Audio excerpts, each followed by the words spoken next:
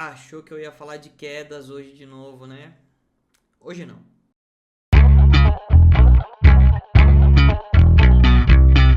Salve galera, como é que vocês estão? Para quem não me conhece, meu nome é Fernando Pereira, sou trader, analista profissional. E no vídeo de hoje eu vou te falar, o Bitcoin tá ficando interessante, hein? Vamos dar uma olhada? O Bitcoin tá ficando interessante e não é de hoje. Aliás, é de ontem. Sim, ontem ele começou a ficar mais interessante. Às 5 horas da tarde, um pouco depois do que eu gravei o vídeo para vocês. O vídeo de ontem ele foi gravado lá pelas 4 da tarde. Às 5 horas da tarde, dá uma olhada no que aconteceu com o Bitcoin. Ele vinha de uma tendência de alta, reverteu para uma tendência de baixa. Como é que eu traço os alvos para uma reversão? Já pega o caderno e anota aí. Máxima e mínima antes do preço reverter. O preço foi lá para o nosso terceiro alvo de Fibonacci, o alvo de 1.68, um dos alvos mais relevantes. Chegando lá no alvo de Fibonacci, nós tivemos o preço fazendo fundos mais baixos que os anteriores, enquanto o índice de força relativa fazia fundos mais altos que os anteriores, ou seja, uma divergência no IFR. Nós tivemos o volume acima da média nesse candle aqui que deixou um padrão de reversão. Ou seja, volume e padrão de reversão. Essa estrelinha bonitinha, coisinha mais linda aqui. Se a gente tem alvo de Fibonacci, tem divergência, tem padrão de reversão e tem volume, nós temos de VWAP. Aqui foi uma boa compra. E obviamente que eu não estou falando isso agora, depois que o movimento já foi, né? Eu mandei essa boa compra lá no grupo da IAD de VWAP. Sim, se você utiliza a IAD de VWAP para operar, você está nesse grupo onde as calls são enviadas pela inteligência artificial, mas também por mim, tá? Essas mensagens aqui é ela que manda todas essas operações, mas eu também mando as operações que eu entro lá, tá? E eu avisei vocês ontem, 9 horas da noite. Galera, apesar da IA não identificar, estamos diante de algumas DVAPs. Retire uma hora Bitcoin, uma hora BNB, uma hora. Utilize a extensão do Fibonacci, marquem máxima e mínima do candle para ter os alvos. Nós entramos, como vocês podem ver, exatamente aqui em 92.340 dólares. E aqui estavam nossos alvos. O preço amanheceu hoje aqui no quarto alvo, 94.908. Como é que eu traço esses alvos?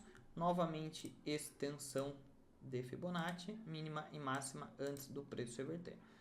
O preço amanheceu lá no quarto alvo.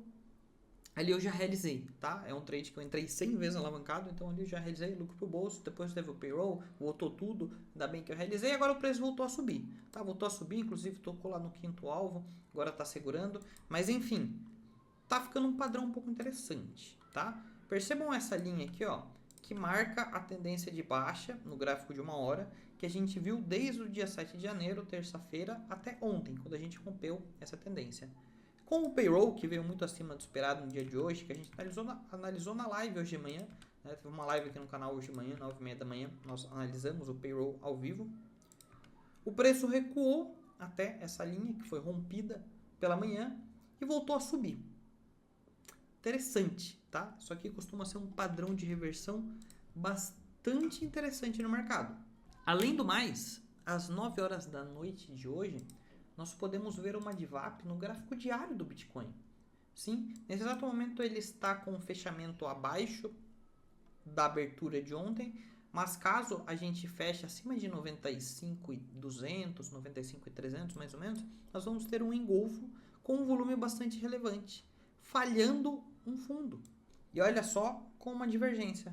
Fechamento abaixo do fundo anterior, fundo mais baixo que o fundo anterior, fundo mais alto que o fundo anterior. Então temos divergência no FR, temos volume e possivelmente teremos um padrão de reversão. Só tem um problema aqui, tá? Só que não é nenhum alvo de Fibonacci muito claro. Eu até poderia, por exemplo, pegar essa máxima e essa mínima e considerar que aqui é o primeiro alvo, mas sinceramente não está muito claro. Isso daqui eu não gosto de fazer esse trade. Portanto, é um trade que eu não farei. Mesmo que o preço ele feche ali acima, deixa essa falha aí, né, esse bear trap, não sei se será uma DVAP. Possivelmente a IA vai identificar como DVAP, porque ela vai pegar esse movimento aqui, sem dúvida, e vai pintar esse candle de branco, tá? Então possivelmente ela identifica uma DVAP, mas acredito que não seja um trade que eu vá fazer.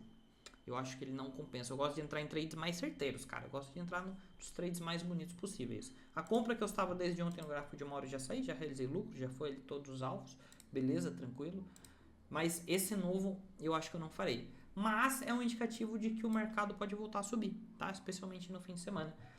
Lembra do vídeo que eu postei aqui no começo da semana? Falando sobre, eu até coloquei o vídeo, uma análise mais cara da minha vida, sobre uma distribuição de Wyckoff. Na fase 2 daquele vídeo, aqui nós entendemos que era uma fase 1, né? E aqui na fase 2, eu comentei que o preço testaria suporte, resistência, suporte, resistência, suporte. É isso que a gente pode fazer, tá? Acredito que a gente pode se consolidar e o preço volte a testar resistências, por exemplo. Quem sabe até entrar já numa fase 3 ou uma fase C, que seria um falso rompimento, um uptrust. Se você não viu esse vídeo, eu vou deixar o vídeo lá em cima, lá em cima, dá uma olhada nesse vídeo que é bem legal. Você vai entender o que está rolando no mercado agora. Mas enfim, indiferente se ele vai lá fazer um falso rompimento lá em cima ou se ele só vai testar o topo anterior, esses são movimentos que eu não quero pegar.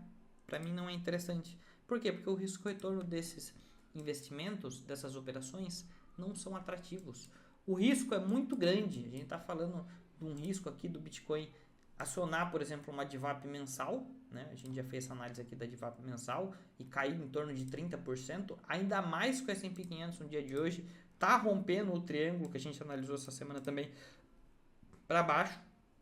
Então o risco dessa operação, e a gente vê 30% de queda no Bitcoin, não compensa para querer pegar, por exemplo, mais 7% de alta, ou até num cenário de novo rompimento e alvo, meu próximo alvo ficaria lá em 113 e pegar 19% de alta, não compensa. Não vou arriscar pegar 19% de alta diante de uma queda que pode ser de pelo menos 30% do meu ponto de vista. Entenderam a matemática? Então o risco-retorno aqui para mim não é atrativo, é um trade que eu não farei, mesmo que ali fique uma, abre aspas, de VAP, tá? Porque não vai ser alvo de Fibonacci. Enfim, mas é um cenário, menos caótico do que eu venho falando, né? É melhor uma consolidação aqui com o preço voltar a subir do que o mercado derreter, para muitos que estão aqui. Então aproveite dessas possíveis altas, caso elas venham, tá? Não é uma aposta que eu vou fazer, repito, não é uma trade que eu vou fazer, mas caso elas venham, caso o preço retorne aqui, ou para o topo anterior, ou até lá para a região de máxima histórica, um falso rompimento, por exemplo, aproveite para realizar lucros, tá? Caso você esteja bastante alavancado aí, aproveite esse movimento para desalavancar.